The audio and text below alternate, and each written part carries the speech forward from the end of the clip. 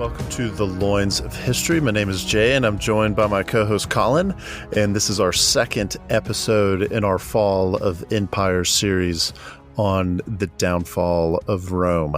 We are a podcast that seeks to connect history to current events and to correct political and historical illiteracy. And with this series, we are looking to see what does the study of various empires and their collapse can tell us about just kind of the sentiment surrounding the West in the United States today. It feels like we're in this period of relative decline.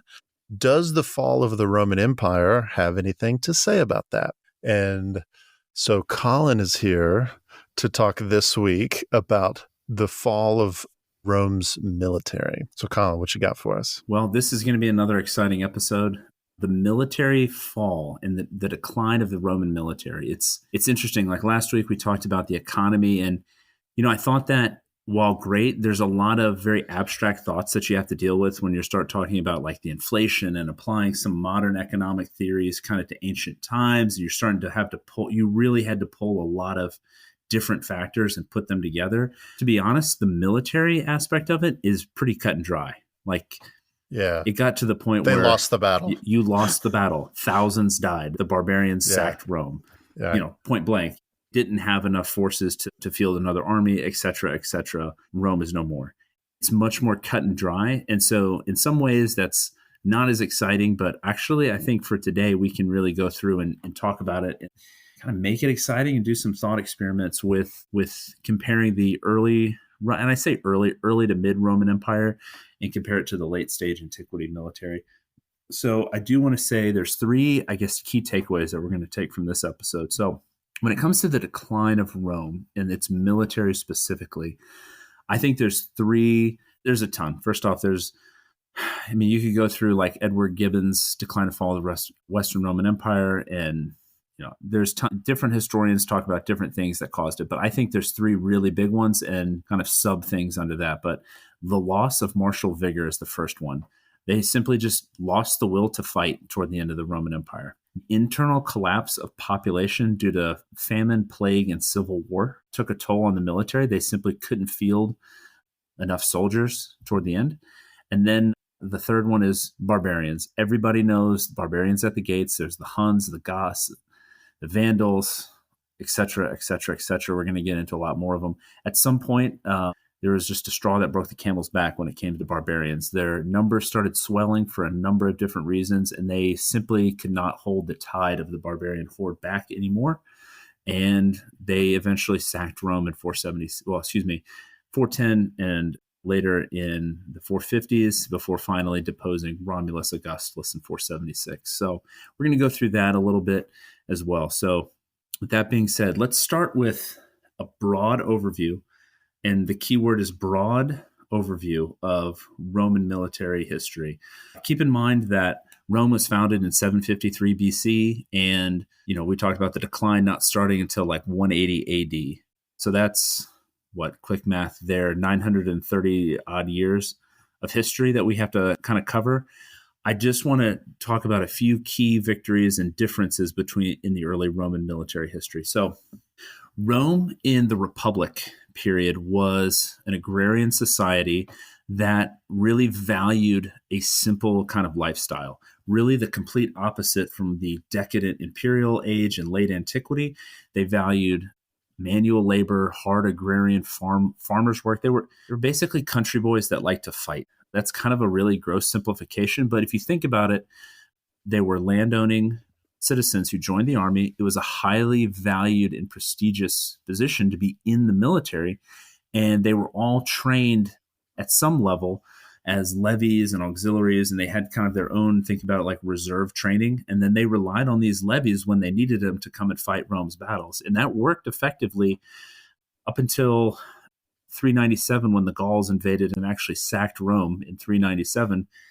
And it was led by a man named Brennus of the Gaul. And this is where you get the term woe to the vanquished, where the Romans were complaining about the amount of silver they had to pay. and he threw a sword on the scales and said, "Vi victus," and that means woe to the vanquished, and made them pay a lot more money than they wanted to. But after that, the Romans managed to recover militarily and economically and began to rebuild and retake some of their former lands. And one of the key initial conflicts that I think shaped the Roman military was the campaigns against Pyrrhus of Epirus. So, little tidbit on Pyrrhus. He was born in the Macedonian area. He was actually the second cousin of Alexander the Great. He eventually was part of the Antigonid dynasty, I believe. Actually considered one of the greatest generals of his time, despite the reputation that he had later as somebody who would win, but somehow end up losing in the end. Still lost anyway. Lost anyway. Yeah, he was actually killed at the Battle of Argos. I think there was a woman who threw a tile out of a window in a street battle and hit him in the head. Nice. And he died, yeah. Good for her. Yeah, good for her. Anyway, long story short, they came into conflict because Magna Graecia, which is southern Italy, called for help. And he came to fight the Romans, who were a growing power on the peninsula. So they fought the Romans at the battles of a couple notable ones at Heraclea, Asculum, and Beneventum. He's famous, is quoted after defeating the Romans that another victory like that against the Romans and we will surely be defeated. Basically saying that in these three battles against the Romans were outmatched in a sense of professionalism and strategy because Pyrrhus was this great general. He had the most disciplined fighting force of Macedonians in the world at the time. This is only 2 or 3 decades after Alexander the Great. Yet the Romans managed, after each battle, to inflict more and more damage and just drain the Macedonian army till it was nothing. And mind you, Pyrrhus had war elephants as well. So this won't be the first time that the Romans learned to fight against war elephants. Hint, hint for future conflict. But one thing I want to point out about the Romans, going back to their kind of martial vigor, even after losing 3 times, they kept coming at the Macedonians. They kept rallying forces, finding different fighters who were all well-trained, coming back, I say well-trained, who were trained enough that they were not just average peasants or plebes that had no sword handling skills. They were able to pick up and go fight and inflict damage, and eventually were victorious even in defeat. And that's something that's really important to remember about the Roman Empire for a long time, that even after a defeat, they would manage to snatch victory out of the jaws of defeat, eventually crush everyone. So there's like this will to win that was there that may have not been there later on. And, you could attribute part of that to the lifestyle that they chose to live. We would refer to it as Spartan, which is more Greco than Roman, but it was a tough life. They were farmers. They were outdoors. They lived a simple life.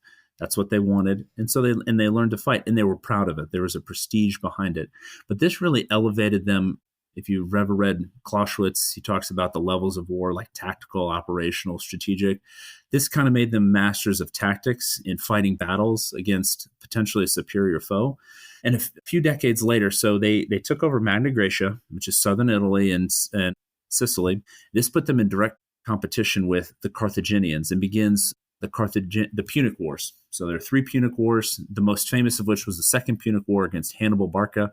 His father famously fought the Romans in the First Punic War, hated the Romans for their loss and the indemnity that they put on them, and trained his sons to hate the Romans, at which Hannibal, who is a true strategic genius, decided to march his elephants through Spain, around southern France, across the Alps, into Italy, and defeated the Romans numerous times. Some of the battles like Lake Trasimene and Cannae, pretty much every military historian has studied Cannae and the engulfing tactics that he used and the ambushing. But think about Hannibal. Their armies were not necessarily superior to the Romans from a man-to-man perspective. Armor, they were generally mercenaries. They were just not as well trained. They didn't have kind of this fighting spirit, but Hannibal did, and he led them well. But he forced the Romans to start elevating the way that they conducted wars because they were fighting another superpower at this point. And his whole goal when he was marching around Italy was not necessarily to sack Rome, because he knew if he sacked Rome, it would be the end of him.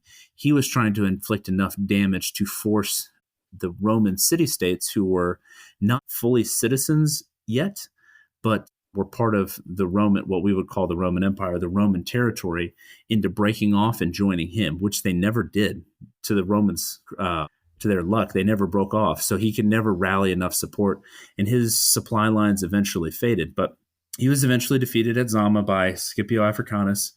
And if you've ever heard of Cato the Elder saying Carthago delinda est after every speech, Carthage must be destroyed. Yeah, after every speech. And the Third Punic War was basically the Romans mopping up. So you can see this shift in the Romans fighting, this very localized fighting, kind of just honestly going down the road to the next city-state and fighting, picking a fight with a couple hundred, to now waging war at this regional conflict level with soldiers who are not yet professional all the time. They're still levies. And then there's what's called, and this happened around 106. So Gaius Marius, he instituted the Marian reforms. So at this point, around 100 BC, the Roman Empire was starting to circle the Mediterranean and push into Spain, North Africa, into Greece. The need for a professional army was absolutely essential for it to continue to expand. So part of these Marian reforms were figuring out how to create a professional army that could be trained and standardized and kept. So like when we think of professional army, we're not talking about soldiers who just fight a lot, but they are full-time being paid. They're not farming during the summer months and then coming and fighting in the spring. They are soldiers for 20 years, 25 years. So they are full-time soldiers. They are being trained to a standard, and they are organized in a standard type of formation and broken apart.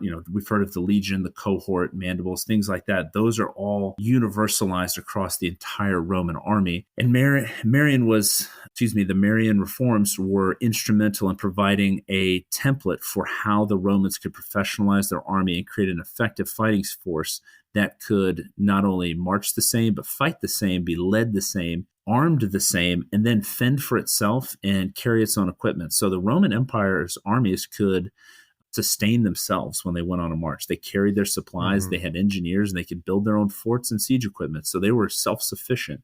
So they could truly go long distances and fight hard battles without relying on these really long supply lines. So it was really it set them up to now expand the empire to even greater heights and further the borders of the Roman Empire, to be used by like Julius Caesar going on campaigns across Gaul and even into Great Britain. He did invade Great Britain, though it wasn't for another 100 years that actually Britannia was subjugated by Claudius. Octavian expanded into Egypt, Mesopotamia, Asia Minor, and Trajan eventually expanded the empire to its greatest extent. So at this point, you have by the time Trajan and then Hadrian begins the consolidation, where he starts building walls and fortifications and deciding to limit the empire's advance, you had a professional army that was paid. You had auxiliaries that could fit into the Roman army and their tactics on the battlefield. You had supply lines that could support the army. You had a population that could continually replenish the Roman forces. So as soldiers retired or died from conflicts, they could replenish those numbers. At this point, there's really not very many civil wars or civil conflicts internally where you're just having Romans killing Romans. And then if you look at the border, they had organized with Hadrian. There's Hadrian's Wall, obviously in Britannia, but then along the Rhine, the Danube, out into even Mesopotamia, they had set up fortifications with the legions. So the legions were split where they would have centralized fortresses, then they would have watchtowers and small forts in between, and then even have auxiliaries manning different positions within nearby cities and towns and villages, so they could have a rapid response in case barbarians came over the border. So during this period of good emperors, from beginning with Nerva before Trajan, all the way to Marcus Aurelius, you had this very peaceful time because Rome's military was such a juggernaut at this point. Like, I don't think the U.S. military, we think about like it's really hard for people to visualize the U.S. military truly losing in a battle or even in a war that we don't just decide to leave, like Afghanistan or Vietnam. Like, we didn't really lose those militarily. We just decided not to fight them anymore. But yeah. Rome very rarely lost battles. And to the point that those losses are like very well known, like the Teutoburg Forest or Cannae, obviously with Hannibal, but that happened 300 years before. So they just didn't lose battles. I mean, they slaughtered barbarians in mass. They butchered their enemies left and right. And if they did happen to lose, they just marched on. For every pound of flesh you took from them, they would take 10 from you. So it was really this juggernaut supported, as we talked about last week, by this robust economy that could pay these soldiers. They could pay for their equipment. It was just unstoppable at this point. So I think the question now should be, where did it all go wrong for them? Yeah, that's it.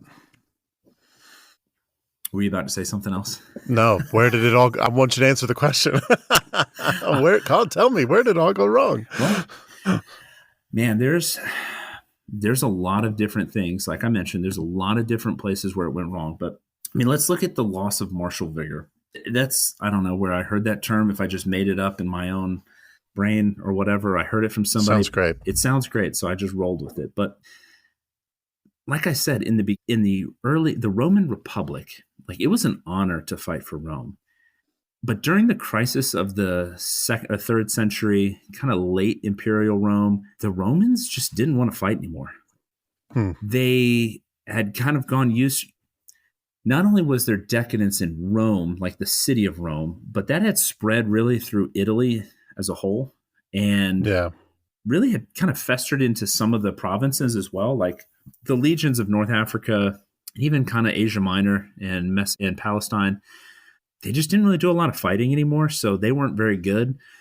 Your legions on like the Rhine and the Danube, and then, they saw fighting all the time, so they were traditionally pretty tough, but a lot of Romans just didn't want to fight anymore. So, do I really want to march into Germany? I heard there was a slaughter in, the Teutoburg Forest. I don't really want to march in there. I want somebody else to do my fighting. I'd rather go into this profession or something like that. The will to fight, where if you have an enemy marching through your territory and he just butchered an army of Romans, do you want to go fight him? There's just a sense, and you read it, and I think in Edward Gibbon's, he talks about it too. And it was mostly referring to like the decadence, and kind of like they just lost this cultural will to continue on because they had embraced this decadent lifestyle. That was huge. And you kind of couple that with a plague. So I mentioned plague and famine and these civil wars. So to compound issues the Romans started to face during, I think they called it the Antonine Plague, but it had mostly taken place during Marcus Aurelius's reign. This plague wiped out, like, I think some estimates go as high as like 10% of the Roman Empire, where they either had it and they like never really fully recovered, or they died. And historians kind of debate on like what disease it was, but they think it was some sort of pox, like smallpox, because they talk about getting these lesions and blisters and horrible fevers. And it was bad.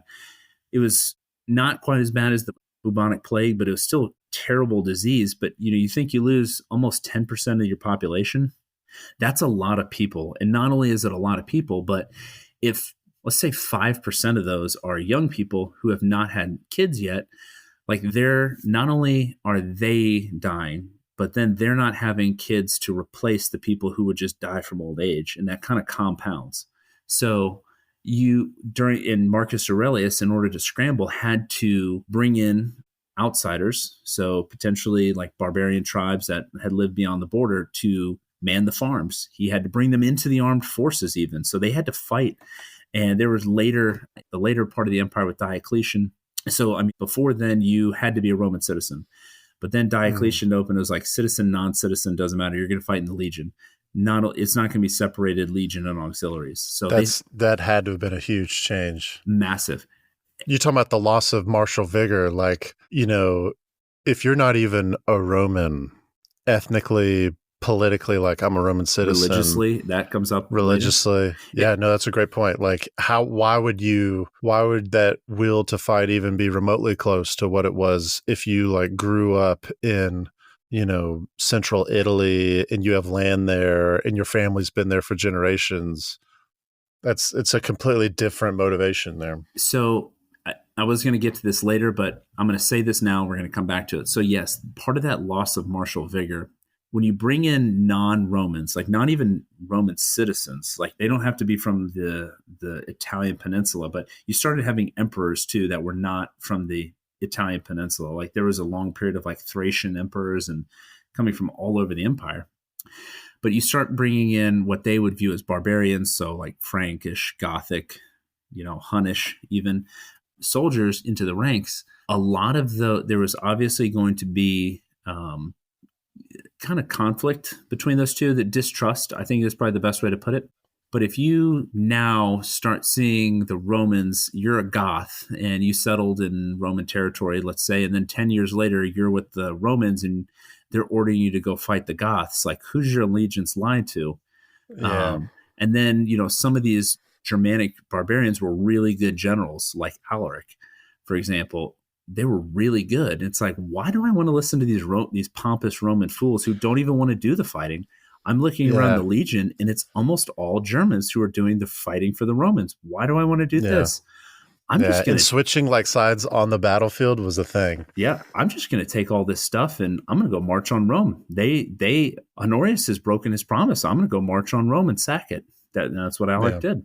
So that dynamic definitely comes into play, and that's absolutely part of it. You just don't want to fight, and you don't have the numbers, and suddenly now you're like, okay, why do I even want to fight for the Romans? They're not even treating me as a citizen, or they're not treating me well, or vice versa. Why are we bringing them into the Legion? We don't even speak the same language.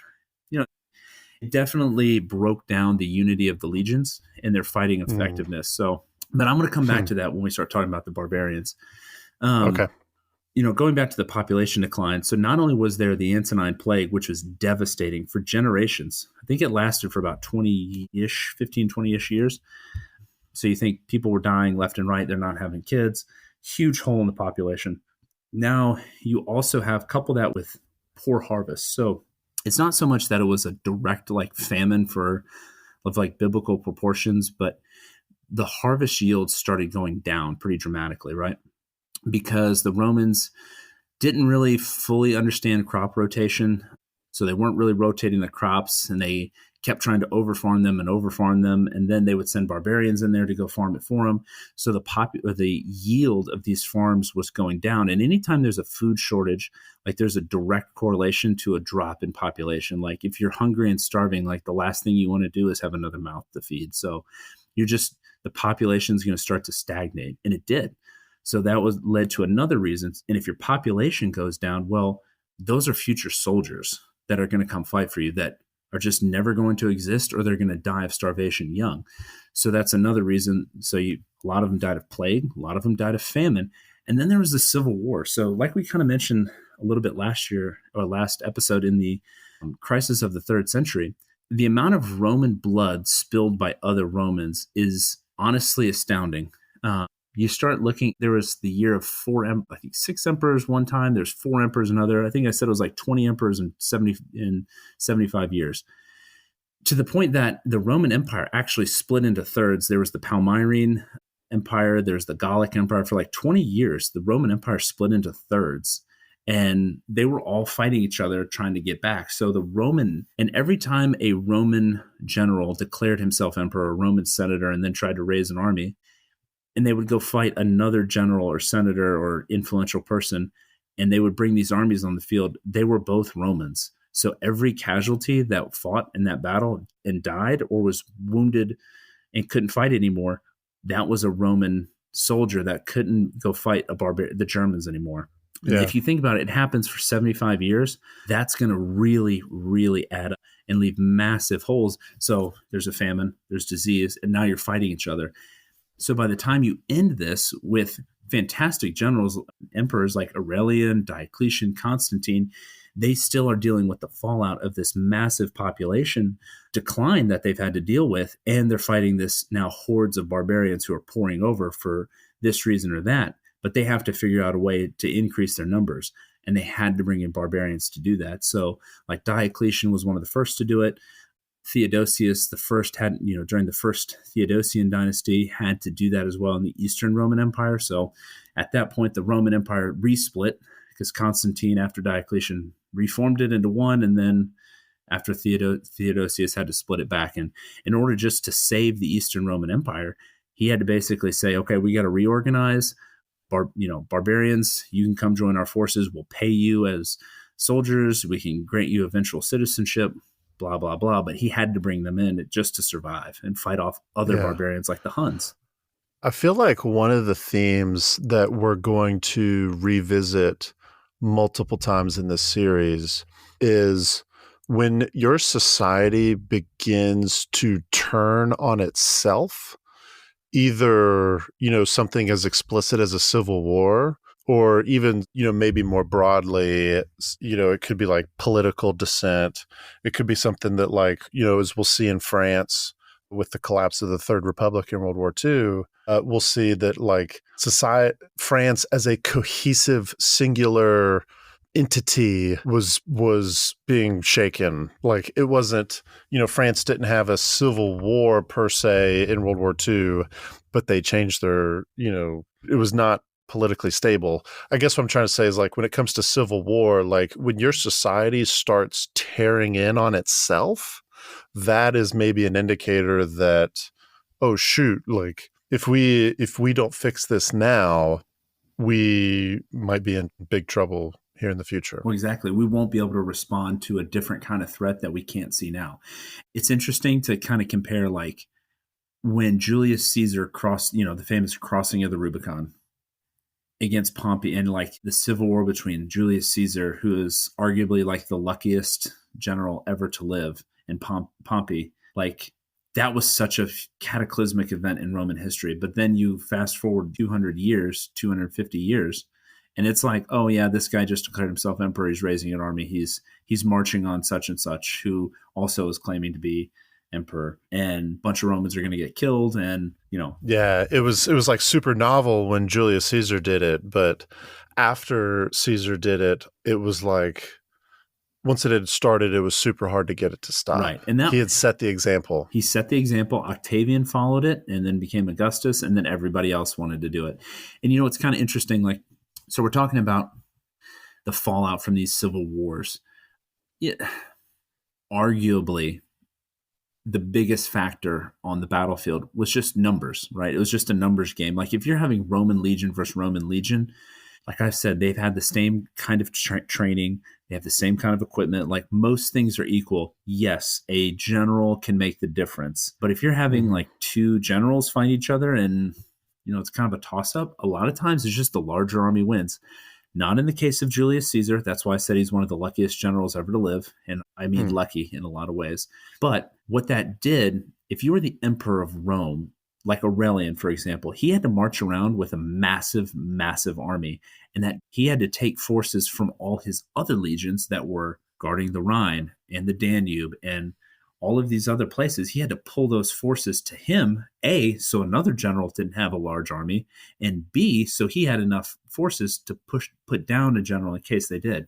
And mind you, he had to reunite the three empires. So he had to march all the way to Syria, then back across the empire to go bring Britannia and Gaul back into the fold, which he did.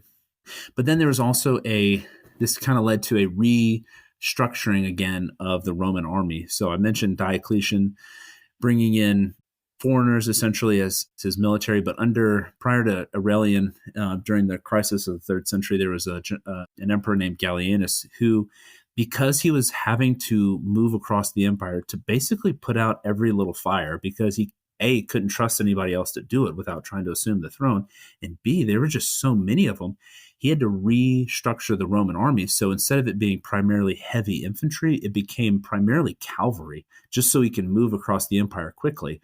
And that fundamentally changed the Roman army, because if you're listening now, chances are when I say a Roman legionary, you think massive red, broad rectangular shield. They have the gladius. They'll probably have some type of spear. They'll have the eagle standard out in front of them, but everybody can think of a Roman centurion, a Roman legionary, and they have the same visual. This is completely different. They're all on horses now, and they were generally trained to move quickly over large distances, so they were light cavalry. So don't think necessarily Russell Crowe in Gladiator again. Colin, when I think of a Roman centurion, I think of you. Well, I'm German. Folks, you can't see Colin, but he looks like he could be a Roman centurion. Well, maybe of late stage Rome of barbarian heritage. Like the gravy seals, those here in the United States, those like dudes that are like in the 40s and 50s, like past their prime. Okay, first off, I'm not that old. Want to wear like tactical stuff. Yeah, Colin's not that old. But you said late stage Rome. It's like maybe if the legionaries were a little bit less, then that's what I was thinking. Gravy seals. Yeah. I just think of like a fat legionary trying to fit in his old armor. I've got to go fight. There's some good memes right now, with all this stuff going on in the Middle East about like, oh man, I gotta go fit in my old uniform. Yeah. So one of like this humongously fat like dude was with a beard and all was like trying to get in his Marine Corps camis again. It was like, I ain't simper fitting in here. Well, So going back to the desert, boys. going back to the sandbox, huh? All right. Anyway, sorry to totally derail your point here. No, that's good. It was fun. It's good conversation. Yeah. So, I mean, if you look at the crisis of the 3rd century really fundamentally changed the Roman army from the population just taking a nosedive to a restructuring of the army, focusing on cavalry, bringing in foreigners to fight, constantly shedding of Roman blood, distrust. I think that was a really good point you made about the distrust and the discord that these civil wars kind of sow. Because, I mean, think about like part of the Roman Empire. Most people don't realize this, but there's large chunks of the Roman Empire that just said, "No, I don't want to be part of the Roman Empire anymore," and they just broke away. They just said, "Nope," and they had enough people to say, "Yeah, that's okay." It's just wild to think about that. It got to that point where things were so mismanaged and so bad that large portions of the empire were like, "Oh, we're going to leave," and it took like 20 years to bring them back.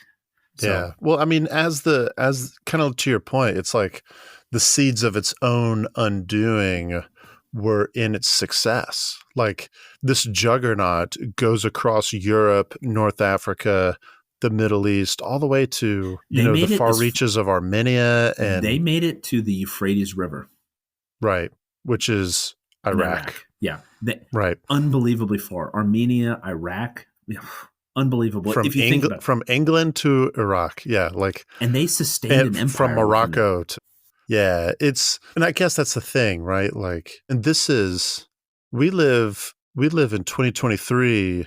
With a global information environment, right? Like we've got the news and TV and the internet, and we're still not a cohesive whole. Like, can you imagine trying to have some kind of mutual identity that spans such a large geographic area? And then to your point, Colin, like when your core population dies off because of civil war, because of famine, because of, or they've become so opulent that they don't want to join the military anymore. They want other people to go fight their battles for them. It's like, go figure, these other cultures who don't really consider themselves Roman, of course, like the military value is going to go downhill.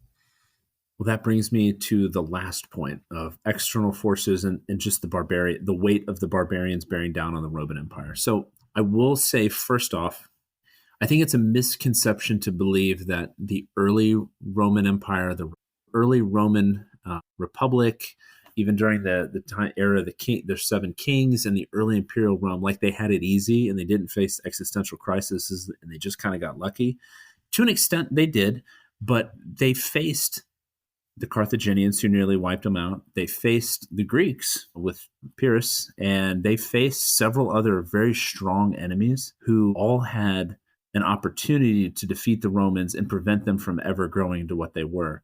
They had diseases, they had events, but they overcame it. And so kind of contrast, and what we're trying to do with this episode is show like, hey, the difference between the early period and the late period, and I'm just using early, late to easily divide it, but really the declining era, these factors are the reasons we think that, I guess Jay and I think that they just weren't able to make a comeback. So, part of the relentlessness of the Romans and this martial vigor was after Cannae losing tens of thousands of Romans, we're just going to go field another army and fight them again, and just doing that nonstop. Whereas now it's like, oh, the Goths are coming back again. Go hide, run to the hills. I don't want to fight them. Get out of here. Move the capital to Ravenna. That'll do it. But anyway, I digress. I just wanted to make that point. Question, and apologies if this just completely derails you from your outline here, but do you feel like what are the corollaries between Rome's military and its downfall and the U.S. military today? Because I feel like there's some similarities, but there's also some key differences. And just curious, shooting from the hip here, what do you think? Recruitment and retention. So, like, obviously, we're not we are not, we are to a point almost as a country where we are no longer growing. I think that is coming soon, and that might be similar, but we haven't had like a true plague like the Antonine Plague or a civil war that's caused like a massive hole in the population. But COVID wasn't a plague? yeah, we'll get started on that another time. You can go back and look at our freedom of speech episode if you're interested in knowing what Colin and Jay's opinion is. So the true pretension and recruitment, like the U.S. military is, I don't know if they're calling it a crisis yet, but like they're missing their recruiting numbers pretty dramatically. I think the Army's was like off by 15,000 last year or something like that. It was bad. Yeah. And again, like we need to think about that. If we were to go to war in 4 years, that's 15,000 less troops we would have who would be like the seasoned NCOs who would be kicking open doors and leading squads. Like those are absolutely the ones that you want there. And we don't have 15,000 of them. And it stretches the U.S. military because then somebody's got to fill that gap. So are we going to overwork another person who's then just going to say, bump this and I'm going to get out? That's another problem. Yeah. So I think there is a correlation between the numbers in the military, like who's joining, how quickly they're joining, how long they're staying in. Like Rome, you joined the military, you were in for like 25 years. Now it's like you got 4-year commitment. And now there's, so I think that's a correlation. I think there seems to be at a macro level, a sense of discord in the United States. And it is causing a lot of people to become more, I don't want to say anti-military, but cautious about the military. Like they don't want to go fight. Yes. The people I agree 100% with you on that one. The people who would have gone and signed up to fight in 2003 and did sign up to fight would not do it again. Almost 100% of cases would not do it again. And they are telling their kids. Wait, do you mean wouldn't do it again if they could go back to 2003, or they wouldn't do it again if they were 18 now, current situation? If they were 18 now but knew what they did in 2003. If they were able to have what they have seen now, or kind of shaped their persona, but they were able to go back or to go fight now. Say they're 18 again. Like, hey, I was 45, now I'm 18. I'm definitely not going to go waste my time. Not joining the 2023 military. Yeah. That's and what they're you're telling saying. their kids not to as well. That's also kind of gets into recruiting, but they're also not even really fully supporting the military. And I think it's not bad to say I want peace, but you're touting a fine line right there. Yeah. Where like, okay, are we going to get into truly like anti-American forces? I'm speculating big time here, but if we're talking about a correlation, it's kind of like, well, the Romans really stopped wanting to fight too. And we kind of don't want to fight either. It's almost like when the people of, that you need the fighting age population, when they no longer believe in the idea of Rome or the idea of the United States, right? Or the idea of the British Empire or the French Empire or, the mandate of heaven for the Han, the Ming, the Qing, like you name it. Like it's kind of the same thing where if you don't believe in the idea of what you're fighting for, you're not going to go risk your life for it, right? And I think today, like to your point, in 2001, 2002, even 2003, people still believed in the idea of the United States. We just won the Cold War and we just got attacked. We needed to defend ourselves. They killed Americans completely out of the blue from our perspective. We're going to go bring freedom to the countries who need it, right? Freedom, right? Like J-Dance. That was, yes. Yes. Like that's an idea that you can believe in without even really commenting on the justness of it all. Right. But like, that's an idea that you can get behind. I think in 2023, it's really hard.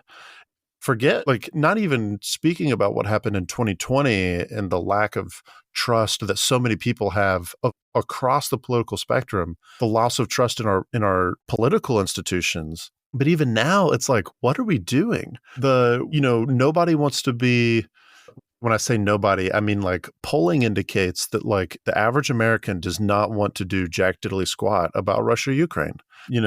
Polling about like giving financial aid and weapons and stuff like that, that's one thing, because that doesn't actually have any impact on the average American's life, except from, this narrative talking point about, the quote unquote billions of dollars that are going to Ukraine as opposed to, my pocket. And that's another conversation. But the point being is that it's like most Americans, especially, high school students, college students type deal, what idea is there to believe in, and how does that idea require a military? I think that is the biggest correlation here between the Roman military and the US military. That is a fantastic point, and I'm just going to leave it at that because that was really good. Mm-hmm. You know what? No, I'm not, because now I'm going to say something kind of funny.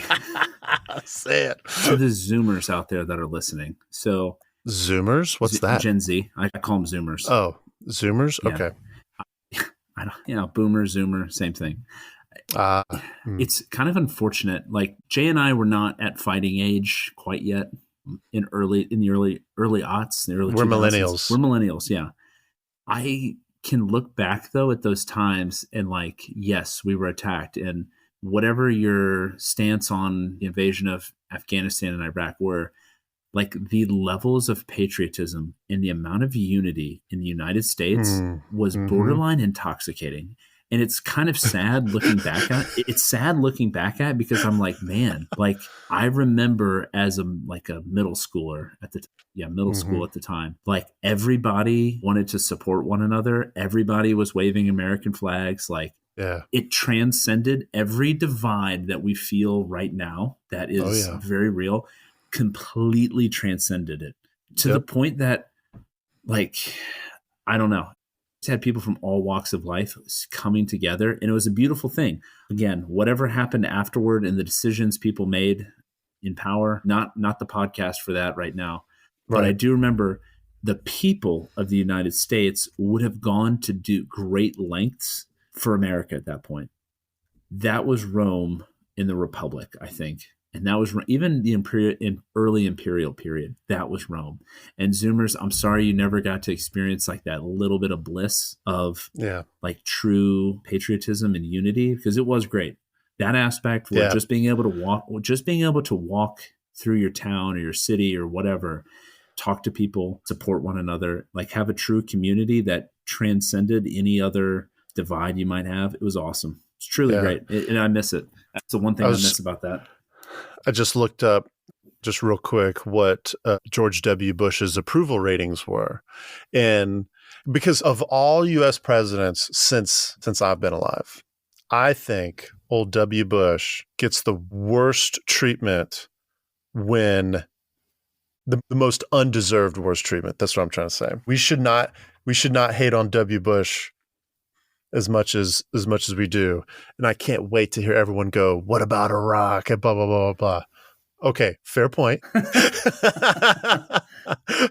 But there was also that. Anyway, that's another podcast episode.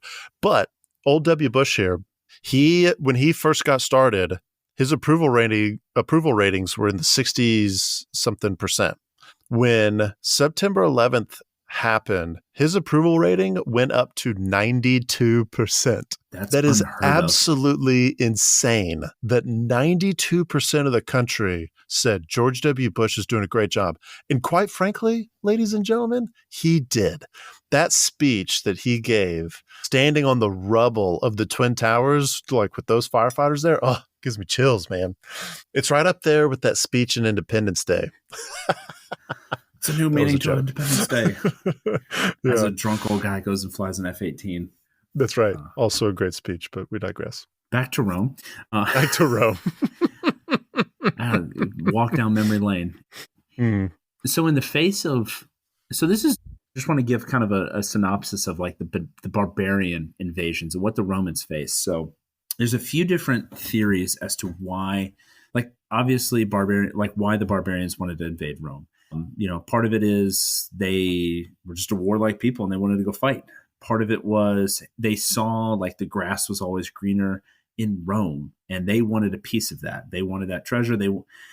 And then there was also kind of like environmental, ecological, like they went on the move because it was either getting too cold or too hot. And I don't know, it's climate change. It's hard to say which one. And depending on the time period, that might affect why they were moving, because when Rome was existing, there was a warming period. They were growing vineyards in like northern England. So it was warm throughout the Roman Empire. It was very warm. But then it got really cold toward the end of the Roman Empire. So it might have been really cold, and their yield, their farm yield was going down, and they wanted to go to Rome to get a peace. But then there was also other barbarians who were on the move and putting pressure on them to move. One of those barbarian groups were the Huns. I have an interesting theory about the Huns. The general consensus, and they're a steppe people who came from Central Asia, and they had migrated westwards very slowly, kind of over decades, or actually even centuries, really into Eastern Europe, and they settled into kind of the area, what is now Hungary. Yeah, there you go. They kind of settled into that area, and they raided around, put pressure on the northern part of the Eastern Roman Empire, and they pushed the Goths, the Visigoths, the Ostrogoths, the Franks, the Alemanni, some of the Alans, and some of those barbarians into Rome. With the Huns, I actually think that their ancestors hailed from Mongolia. There is, and this is kind of a reach, but I think it's fun. So there was a tribe from Mongolia called the Xiongnu, and they were somewhere around like 4th century BC, and they invaded China from Mongolia, and they kind of swept down, and they were eventually pushed back, but then they started to migrate westwards a little bit, and they kind of disappeared. And then a few centuries later, like the Huns all of a sudden appeared, and there's the DNA evidence is obviously spotty at best, but there is some link. So I'm thinking that the Xiongnu were like the very proto-Huns as they started in like Mongolia and then moved, thousands of miles over hundreds of years to the west. Obviously, mixing with local populations and adapting to their climates, blah, blah, blah. And they became a distinctive people, the Huns. But I think that's kind of where they hailed from. So that's just my theory. But so the Huns were fierce nomadic warriors on horseback. They put pressure on a lot of these barbarians, like the Alans, the Alemanni, the Visigoths, the Ostrogoths, the Franks. Then you had in northern Germany, the Angles, the Saxons, the Jutes, the Frisians. All of these barbarians started feeling that, because once it's kind of like a domino effect or like a snowball, like once one group starts moving and putting pressure, it kind of cascades. So the Huns eventually pushed the Goths into Rome. And so the Goths had already been kind of venturing into Rome and kind of mixing across. But this really culminated with the Battle of Adrianople. So the Huns were moving into what is, I guess, southern Eastern Europe, kind of Hungary, Bulgaria, that area, pushed the Goths into the Eastern Roman Empire. And they ended up fighting the Goths, the Romans, and in 371, there's the Battle of Adrianople, where Emperor Valens led the Roman army to fight the Goths, and they were utterly annihilated. Adrianople is probably up there with like Cannae and the Teutoburg Forest as far as like disasters for the military, not only because of the number of Romans that were lost, but also because Valens was killed on the battlefield. So, and that hadn't really happened since, what was his name? Valerian was taken prisoner by the Sassanids in like 261. So Valerian had been taken, and that was a source of humiliation for the Romans as well. So the Sassanids also, by the way, were Persians. So Persian Empire was the Sassanid Empire prior to the Muslim expansion. So they were a rival with the Romans for a long time. And Shapur I had taken him prisoner, humiliated the Romans. Then Valens, 100 years later, dies at Adrianople. Disaster, because now Theodosius has to take over, reform whatever military he can, like I mentioned, incorporate barbarians in his forces, try and hold the Goths at bay while he's dealing with and pushing the Huns westward. So you have the Goths. So the Ostrogoths were like the outer Goths, and Visigoths were like the inner Goths. So Visigoths end up moving west as well into France and Spain, and the Ostrogoths move into part of Italy. The Franks, that's where we get the word France from. They were a Germanic tribe. They pushed into modern-day France. That makes sense. The Jutes, Angles, and Saxons moved into Great Britain for the most part. That's, if you know anything about Great Britain. You've heard Sussex, Wessex, Essex. That's West Saxon, South Saxon, East Saxon, and like East Anglia, East Angles. That's where we get those names from, where the Saxons and the Angles came and settled in Great Britain. So all of this pressure was being put on because the Huns had started this migration. And before the 3rd century, barbarian incursions were not uncommon and they were fought often, but it would be an army of like thousands or even tens of thousands. Now the Romans were having to fight hundreds of thousands.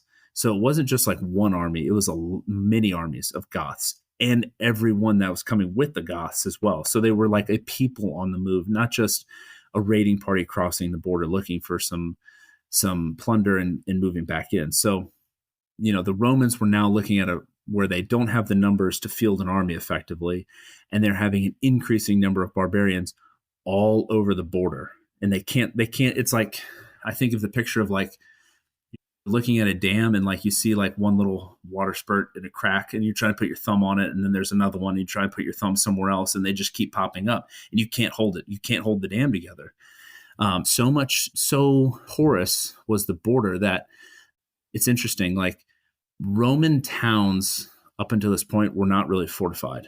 Rome itself had walls, I think, that were built initially, but it had expanded beyond the walls. So it had just grown into this huge city.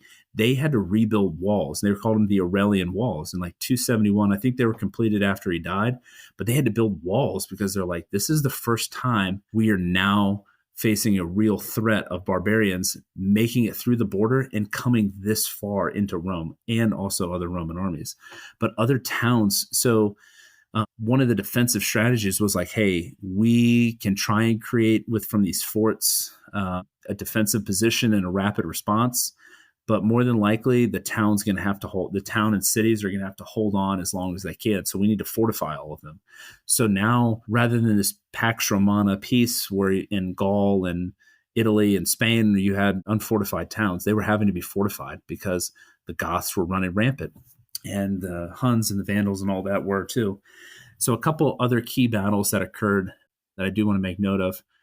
In 410, Alaric sacked Rome for the first time. This was obviously the first time in like almost 800 years that Rome had fallen. Brennus sacked it in like 397, I think I said. So do some quick math. Yeah, that's like 800. It's like 800 years of a difference. So, and then in 455, the Vandals came back, led by Genseric, and sacked Rome. That's where we get the term vandal, vandalize. These Vandals came and sacked the city of Rome in 455, what was left of it. There was also a great battle, probably one of the most epic, I think, in late antiquity, the Battle of the Catalonian Plains. It was a coalition of Roman forces. I mean, think about this. This was 20 years. It was near Chalon in France, and it was 451, so it was about 5 years before the fall of Rome. This last-ditch coalition led by Aetius, who is often considered the last of the Romans because he was this great general, politician, kind of personality he was kind of single-handedly holding this collapsing empire together toward the end. And he led this coalition of barbarian forces, Roman army versus the Huns, and defeats them. So he defeated Attila, who is known as the Scourge of God, and defeated him. And he had to withdraw from the field. Unfortunately, Valentinian III ends up assassinating him because he got jealous of his prestige and all that. And he then is later assassinated. But at the barbarian, I think I just want to illustrate this, like the barbarian pressure was just so great, you couldn't fight all of them. Think about it. The Goths were coming down from Scandinavia, the Vandals from, like, give or take, Poland, the Franks from Germany. You had I haven't even mentioned the Picts and the Caledonians in Scotland coming down, and the Scots, ironically, coming from Ireland into Great Britain. And you had other empires like the Sassanids putting pressure on the Eastern Roman Empire on the Eastern Front, sensing vulnerability. So it was just truly holding these massive armies back with nothing left and a depleted force that doesn't really want to fight. So it was kind of a hopeless situation for them at that point. No, I think, again, just thinking about the United States here, I think we're all kind of waiting for the first big American military defeat. Vietnam doesn't really fit into this model because we didn't like the U.S. military, from a tactical standpoint, there's not a single battle that was lost. Like, even Tet was a tactical failure for Ho Chi Minh and the Viet Cong and the Viet Minh. So it's like it's not even accurate to say that Vietnam, although strategically Vietnam was a complete disaster. One could argue that Iraq in 2003 was a complete disaster, that kind of thing. We still haven't witnessed this, the United States military getting beat, and right. That will be an interesting time in United States history because, I mean, as much as I love the United States, like it's going to happen. I pray to God it's hundreds and if not thousands of years from now. But point being is like when it happens, that will be an interesting moment, inflection point for sure. Yeah, that's interesting because like that's sort of what age. Despite everything that happened during the crisis of the 3rd century, Adrianople happened 100 years later. Like all of those bad civil wars and things were still considered like Roman on Roman. So it was not like, hey, somebody else came and beat us. Adrianople was like, hey, this other group came into the Roman Empire and beat us badly. And the emperor was killed. So it wasn't just like, hey, we withdrew from battle or we marched into their country and we lost. It was they marched into our country and we lost. And it created like the Roman Republic, they had this fear of the Gauls. That's why Julius like just went off on them and just slaughtered them because they had this like ingrained fear from 300 and something years earlier where they sacked Rome. Kind of same thing happened after in Adrianople. They just were like, what? We are not truly unstoppable. And they came here and beat us. What's going to happen next? And then just unwound from there. So yeah, it'd be interesting to see what happens to the U.S. when that happens because yeah, like Vietnam, it's like, well, I mean, there are millions of people in Vietnam that died from that, and we never lost a battle, and it happened on the other side of the world. Same thing with Afghanistan and Iraq. It's like, well, militarily, we came in and we took care of business. It's just they outlasted the political cycle, so we left. Right. Yeah. Frankly, I just don't see the American military like suffering a decisive defeat anytime soon. I still think that that's quite a ways away. I'm talking decades at a minimum. I don't know if we'll see it in our lifetime, but at least, I mean, it's always possible, right? Like, Tom Brady did in fact lose a Super Bowl or two. So it's like, it's always possible that the greatest people can lose on any given Sunday. But the point being is that I don't see that happening anytime soon. And that'll be a good point to come back to when we do our summary episode on, is America in decline or not? Like, what are the similarities? What are the differences? At least when it comes to military, generally speaking, I think there are some concerns. We talked about like losing faith in this idea, in the American idea, but I don't think that I don't think we've entered the realm of cascading, unstoppable, irreversible effects, that kind of thing. Well, Colin, thank you for walking us through the downfall of the Roman military and some of those defeats and giving us that background. I really enjoyed getting to listen to that, and for all of our listeners out there, I hope that you did too. And if you like what we're doing here on the Loins of History, please feel free to give us a 5-star review.